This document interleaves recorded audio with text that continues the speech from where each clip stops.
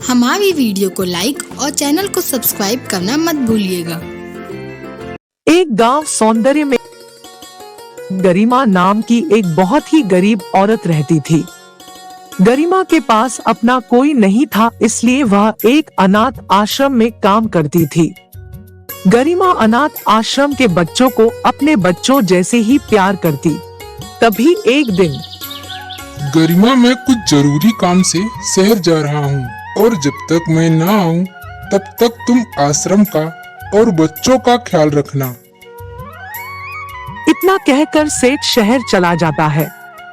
धीरे धीरे कई महीने बीत जाते हैं, पर सेठ शहर से वापस नहीं आता। इधर आश्रम में जितनी भी खाने पीने की चीजें थी सभी खत्म हो गई। हे भगवान, सेठ जी तो अभी तक शहर से वापस नहीं आए और सारी खाने पीने की चीजें खत्म हो गई हैं। अब मैं क्या खिलाऊंगी बच्चों को? तभी एक बच्ची रोते हुए आती है। दीदी, कुछ खाने के लिए दो ना, बहुत जोर से भूख लगी है। अच्छा, बस तुम थोड़ी देर रुक जाओ, मैं अभी दुकान से कुछ लेकर आती हूँ। ऐसा कहकर गरिमा पास की दुकान से उधार मांगने चली जाती है। अरे भैया जी, मुझे थोड़े राशन उधार में दे दो, बच्चे बहुत भूखे हैं। अरे गरिमा बहन, मैं पिछले 2 महीने से तुम्हें राशन उधार में दे रहा हूँ। आखिर मुझे भी अपनी दुकान चलानी है कि नहीं? भैया जी, अभी के लिए थोड़े राशन उधार में दे दो, सेठ जी के आते ही सारा का सारा उधार चुका दूंगी। गरिमा के ऐसा कहने पर दुकानदार उसे थोड़े ही राशन देता है। गरिमा राशन लेकर आश्रम में आती है और फटाफट खाना बनाकर बच्चों को दे देती है। तभी एक बच्चा कहता है, दीदी, बहुत भूख लगी है और खाना दो ना। हे भगवान, मैं कहाँ से लाऊं और खाना?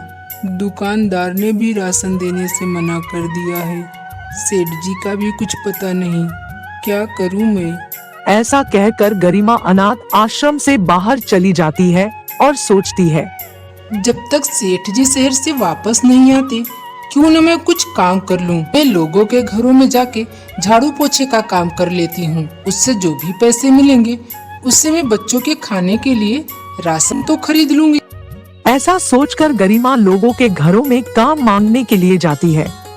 बीबी जी, मुझे काम पर रख लो, मैं बहुत अच्छे से काम करूंगी। मुझे घर का सारा काम आता है, मुझे काम की सख्त जरूरत है।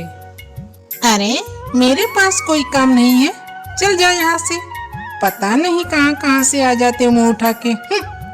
गरिमा काम की तलाश में इधर उधर भटकती है, लेकिन उसे कहीं काम नहीं मिलता। मैं थक हार कर वापस आ गई। तभी सामने से आता हुआ ट्रक उसे धक्का मार कर चले जाता है। सर से ज्यादा खून निकलने की वजह से गरिमा की मौत हो जाती है और वह चुड़ैल बन जाती है। चुड़ैल बनने के बाद बहुत रोती है। हे भगवान, ये तूने क्या किया? अब मैं बच्चों के सामने कैसे जाऊंगी? मुझे चुड़ैल के रूप में देखकर बच्चे डर जाएंगे। अब तो मुझे कोई काम ही नहीं देगा। मैं क्या खिलाऊंगी बच्चों को? इधर काफी रात होने पर भी जब गरिमा आश्रम में नहीं पहुंचती तो बच्चों का रो रो कर बुरा हाल हो जाता है। दीदी, आप तो हमारे लिए खाना लेने गई थी, फिर भी आप कहाँ चली गई हो? गरिमा चुड़ैल बनकर आश्रम में पहुंचती है और खिड़की से अंदर झांक कर देखती है तो बच्चे भूख से तड़प रहे थे।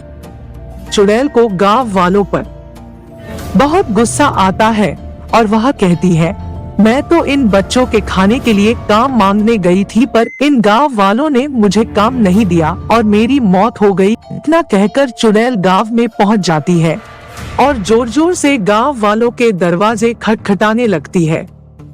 अरे भगवान, इतनी रात को भला कौन आया होगा? जाकर देख तो सही। विमला जैसे ही दरवाजा खोलती है तो सामने भयानक चुड़ैल खड़ी होती है। विमला चुड़ैल को देखकर घबरा जाती है। तभी चुड़ैल विमला की गर्दन पकड़ लेती है। मुझे मत मारो, मुझे छोड़ दो, मैंने तुम्हारा क्या बिगाड़ा है। मैं तुम्हें छोड़ दूंगी पर उसके लिए तुम्हें मुझे बहुत सारा खाना देना पड़ेगा, फिर मैं तुम्हें छोड़ दूंगी। इतना कहकर चुड़ैल विमला की गर्दन छोड़ देती है। अब जल्दी से मुझे खाना ला कर दो, नहीं तो मैं तुम्हें खा जाऊंगी। विमला चुड़ैल बहुत सारा खाना ला कर देती है। चुड़ैल जल्दी से खाना लेकर आश्रम में पहुंच जाती है। आश्रम में पहुंचते ही वह गरिमा का रूप बदल लेती है। बच्चों देखो मैं क्या लेकर आई हूँ। अरे दीदी, आप कहाँ चले गए थे? हम आपका बहुत इंतजार कर रहे थे। गरिमा को देखकर बच्चे बहुत खुश हो जाते हैं और पेट भर कर खाना खाते हैं। बच्चों को खाना खाते देखकर गरिमा को बहुत खुशी होती है।